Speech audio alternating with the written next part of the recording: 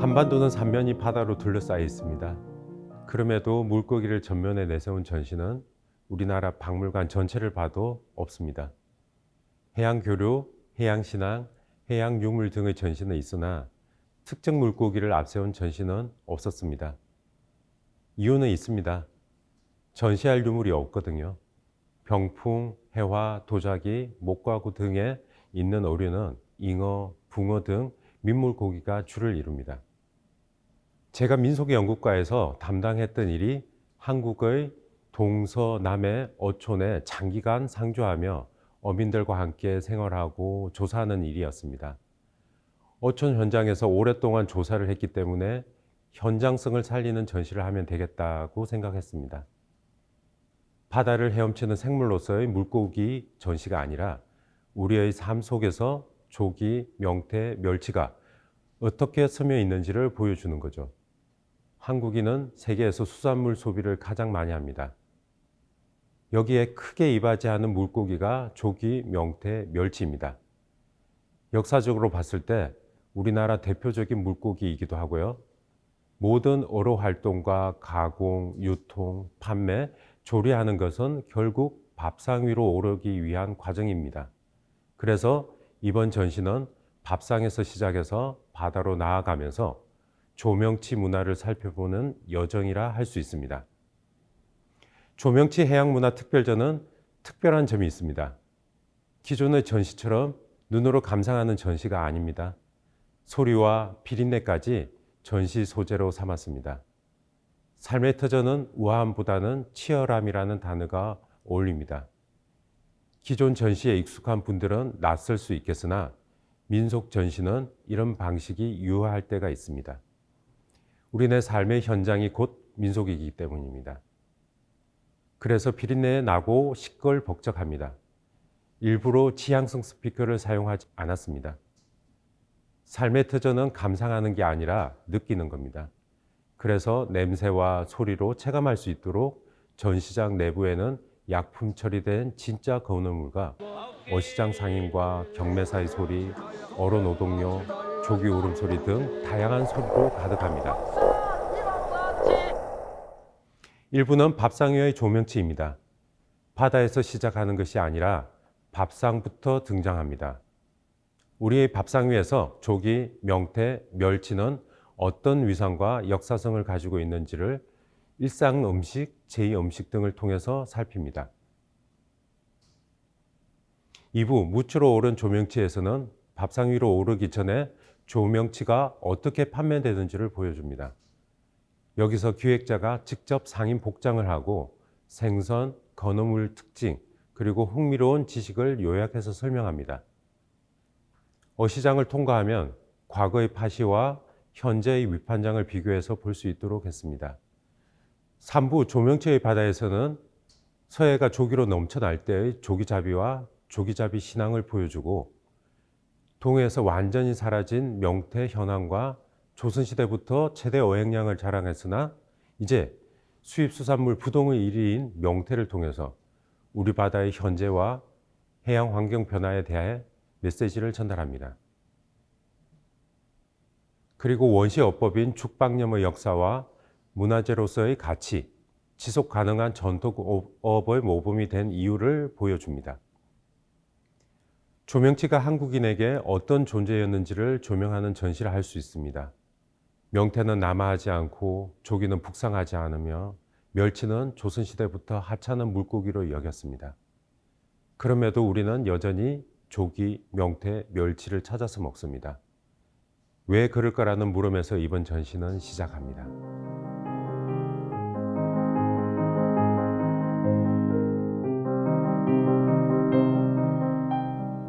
일부 밥상 위의 조명치는 조기, 명태, 멸치가 우리 식문화에 미치는 영향은 지대합니다. 맛은 문화적 정보를 가지는데 문화적 요인은 사회마다 다릅니다. 그래서 맛은 개별적이지만 집단성을 가집니다. 그래서 우리가 지금 먹는 일상 음식 속의 조기, 명태, 멸치는 조선시대에도 여전히 중요한 식재료였고 현재의 음식과 크게 다르지 않다는 점을 보여줍니다. 그리고 제사상의 조기와 액막이 부거를 통해서 음식 기능은 넘어 기원의 의미를 담은 의례와 신앙적 의미로까지 나아감을 보여줍니다.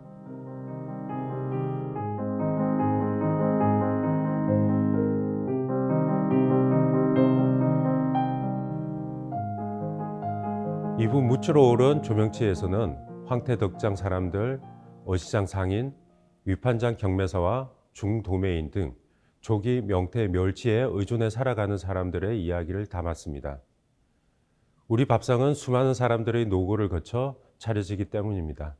어시장과 위판장은 떠들썩한 시장과 비린내 물씬 풍기는 현장을 재현하여 시장 사람들의 생동감을 느낄 수 있도록 했습니다. 현대적인 유통망이 확립되기 전에는 바다 위에서 팥이라는 수상시장이 열렸습니다. 어선이 물고기를 잡으면 주변에서 기다리는 상선이 바다 위에서 곧바로 구입했습니다. 팥이가 사라지고 위판장이 이를 대신하고 있습니다. 2부에서는 가고와 현재의 판매, 유통, 가공하는 과정을 전시합니다. 또한 황태 덕장은 인제군 용대리 덕장을 그대로 재현하는 등 조기 명태 멸치의 건조 과정하는 과정을 생생하게 보여줍니다. 그리고 건조하는 방식의 다름도 보여줍니다.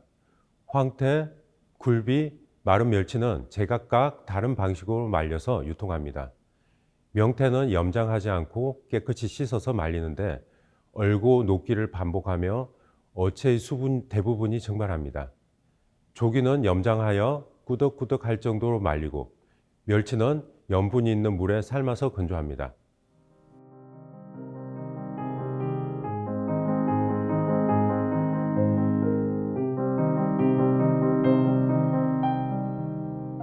삼부 조명치의 바다에서는 조기 명태 멸치를 찾으러 바다로 나아갑니다.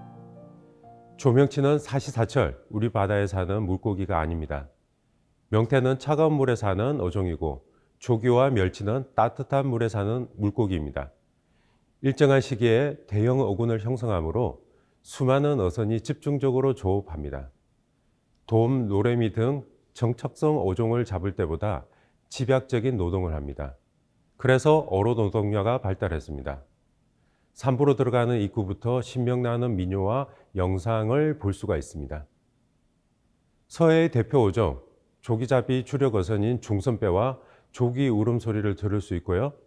조기잡이 신인 인경업 장군 신앙을 살펴볼 수 있습니다. 그런데 문제가 발생합니다. 인경업 장군이 신으로 등극한 목적은 뚜렷합니다. 조기를 잘 잡히도록 해주는 신인데 조기가 북상하지 않으니 신이 사람으로부터 버림을 받습니다.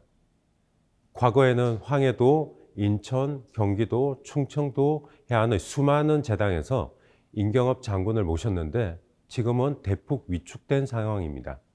조기가 없으니 조기잡이 신이 무슨 소용이 있겠습니까? 명태잡이 진열장에는 이제 거의 남아있지 않은 면사그물과 명태잡이 준악 등을 볼 수 있습니다. 그리고 안쪽으로 들어가면 전시실을 죽방염으로 디자인하여 관람객들이 마치 멸치처럼 죽방염 안으로 들어가는 느낌을 주도록 했습니다. 죽방염은 국가 중요 어업유산, 명승, 무형문화재로 지정되어 있습니다. 하나의 대상이 세 종류의 문화재로 지정된 유일한 예입니다. 또한 인공물이 명승으로 지정된 유일한 예이기도 합니다. 죽방염에 관한 내용이 기록된 경상도 속찬 지리지와 죽방염을 만드는 재료인 말과 말매 등이 전시되어 있습니다. 이번 전시는 킬러 콘텐츠 없이 하나하나의 전시 자료가 모두 제 역할을 다하는 주인공입니다. 밥상에서부터 시작해서 바다로 나아가며 조명치가 우리 문화에 어떻게 스며 있는지를 파노라마처럼 펼쳐져 있는 전시입니다. 특정 요물이 빛나는 것이 아니라 하나하나가 모두 주연이라고 할 수 있습니다. 이 전시의 제목이 조명치이듯이 조기, 명태, 멸치가 동등하게 구성되어 있습니다. 굳이 꼭 하나를 말하라면 명태어라는 영상을 말할 수 있습니다. 처음으로 공개하는 영상인데요. 매우 중요한 의미가 있습니다. 한국의 명란이 일본으로 전파된 사실을 널리 알려져 있습니다. 그 시기가 이 영상을 통해서 앞당겨질 수 있고요. 전파 경로 역시 달라져야 한다는 걸 이 영상을 통해서 확인할 수 있습니다. 우리는 더 이상 생태를 먹을 수 없습니다. 동해에서 명태가 완전히 사라져서 단 한 마리도 찾을 수 없기 때문입니다. 수백만 마리의 조기떼 울음소리에 연평도 주민들은 잠을 설쳤다고 합니다. 불과 50년 전 이야기입니다. 조기가 서해로 북상하지 않아서 이제는 조기 울음소리를 들을 수 없습니다. 해양 생태계의 변화는 남의 이야기가 아닙니다. 우리 밥성의 미래가 걸린 일입니다. 삼면이 바다인 해양민족 한국인의 삶과 문화, 해양 환경에 대해 생각할 거리를 제공하는 전시이니 많은 관람 바랍니다. 감사합니다.